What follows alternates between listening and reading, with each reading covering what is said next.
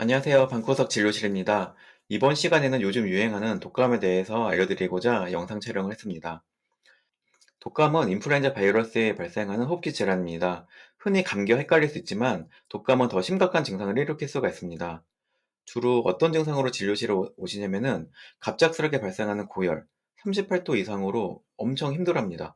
기침, 모기 통증, 근육통과 몸살, 심한 피로감, 두통, 그리고 의외로 복통, 설사, 구토 같은 소화기 증상으로도 병원에 오시게 됩니다. 진료실에 환자분이 오셨을 때 24년 12월 20일부로 독감 유행주의보가 떴기 때문에 요즘 같은 시기에 열로 오는 분들은 절반 이상이 독감이라고 생각하면 맞습니다. 독감으로 오시는 분들은 진료실 문을 여는 순간 표정부터 "아, 저 독감이에요." 이런 식으로 티가 납니다. 열을 안 재봐도 얼굴 표정부터 엄청난 고열이 느껴집니다. 그리고 실제로 열을 재봤을 때도 38도 이상으로 느껴지고 독감인지 일반 감기인지 헷갈릴 때 제가 쓰는 하나의 팁으로는 몸살을 호소하시는 환자분들께 "두들겨 맞은 것처럼 아프냐."고 여쭤봅니다. "두들겨 맞은 것처럼 아프다." 하시는 분들은 100%예요. 거의 100%. 여기에 열도 있다. 그럼 200%로 독감일 확률이 높습니다. 요즘 같은 시기에 이렇게 독감으로 많이들 내원하시는데 일반적으로 독감을 독한 감기라고 생각하시는 분들이 정말 많아요. 근데 감기와 독감은 서로 완전 다른 질환입니다.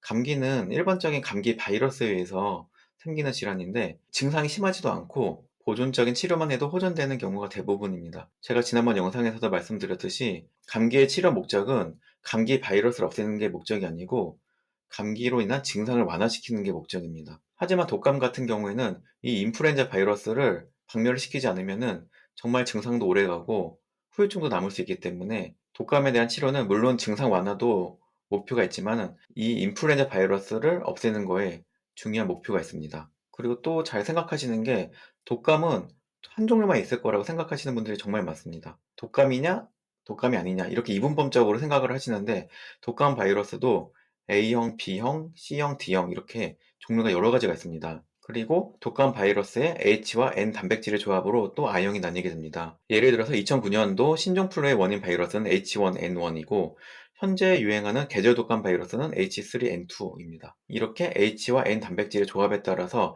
독감 바이러스도 여러 가지 종류가 있다라고 알고 계셔야 됩니다. 이런 I형에 따라서 증상의 경향이 약간 달라질 수 있지만 대부분의 경우 증상은 비슷합니다. 병원에서 독감 검사를 할 때는 독감 검사 간이 키트를 이용하게 됩니다. 이 키트에 코 점막에 점액을 채취해서 넣으면은 검사 결과가 5분에서 10분이면 나오게 됩니다. 이 검사 키트에는 A형 독감하고 B형 독감을 구분하는 선이 있습니다. 아까 C형하고 D형 독감도 있다라고 말씀드렸는데 C형 독감 같은 경우에는 가벼운 감기 증상 정도로 나타나는 경우가 많고 전신적인 증상도 거의 없어서 유행을 일으키지가 않습니다. 그리고 D형은 현재까지 사람에게 감염되지 않았기 때문에 이런 C형하고 D형 독감은 검사하는 게 크게 의미가 없어가지고 A형하고 B형에 대해서 검사를 하게 됩니다. A형하고 B형이 좀 차이가 있는데 A형 중에서도 아까 말씀드린 H1N1 신종플루 독감은 일반적인 독감 증상, 고열, 기침, 근육통, 피로 등은 있는데 여기에 소화기 증상이 비교적 흔하게 나타납니다. 구토나 설사 등이 일어날 수 있고 복통으로도 병원에 오게 됩니다. 지난주에도 열이 나고 배탈이 나는 분들이 오신 적이 있었는데 검사를 해보면 독감이신 분들이 꽤 많았어요. 고령층보다는 10대에서 40대 정도의 젊은 연령층에서 이런 증상이 더 많이 나타나게 됩니다. 병원에 오면은 열도 나고 배탈도 있고 설사도 하고 토도 하니까 장염인가 보다라고 착각하기 되게 쉬워요. 기침이나 인후통 같은 상기도 증상이 없다면은 정말 헷갈릴 수밖에 없습니다. 그래서 요즘 같은 경우에는 소화기 증상이 있더라고 하더라도 의심이 될 때는 독감 검사를 하는 편이에요. A형 독감 중에서 계절성 독감인 H3N2 같은 경우에는 고열하고 기침, 근육통과 피로감이 주된 증상입니다. 이 I형은 노인층에서 더 심한 증상과 합병증을 유발할 가능성이 높습니다.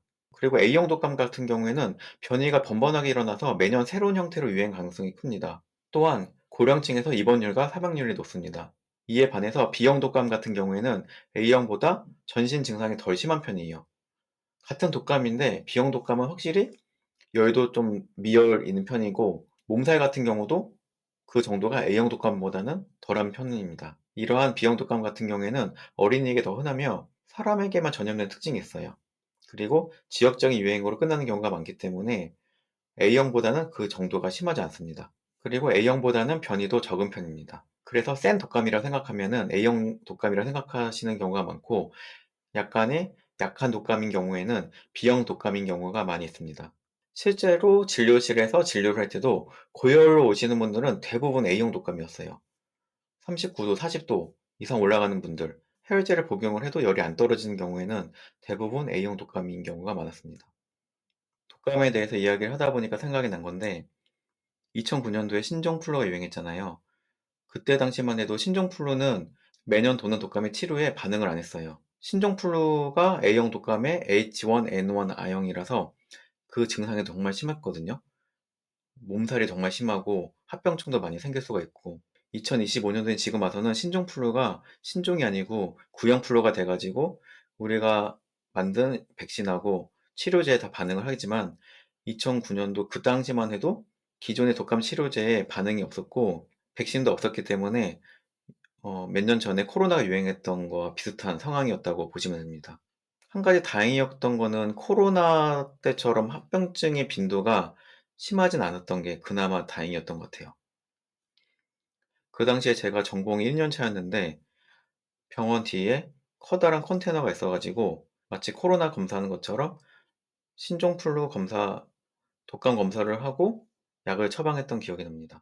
그때 하루에 수백 명의 환자분들이 오셔가지고 검사를 하고 약물 치료를 했었던 기억이 나요. 이러한 독감은 주로 기침이나 재채기를 통해서 공기중으로 전파가 됩니다. 바이러스가 묻은 손으로 눈, 코, 입을 만질 때 감염될 수가 있습니다. 예방에 대해서 말씀드리자면은 독감 백신 접종이 가장 확실한 예방법입니다. 매년 가을에 맞는 것이 효과적이고, 손을 자주 씻고 사람들이 많이 모이는 곳에서는 마스크 착용이 도움이 됩니다. 실제로 몇 년간 추이를 볼 때 작년 같은 경우는 독감이 좀 일찍 돌았어요. 근데 이렇게 심한 독감은 아니었었고, 그리고 올해 같은 경우에는 독감이 좀 늦게 돌았는데 A형 독감이 많이 돌고 그 증상의 정도는 작년보다 더 심한 것 같습니다. 예전에 코로나가 유행할 때는 다들 마스크를 쓰고 다녔잖아요.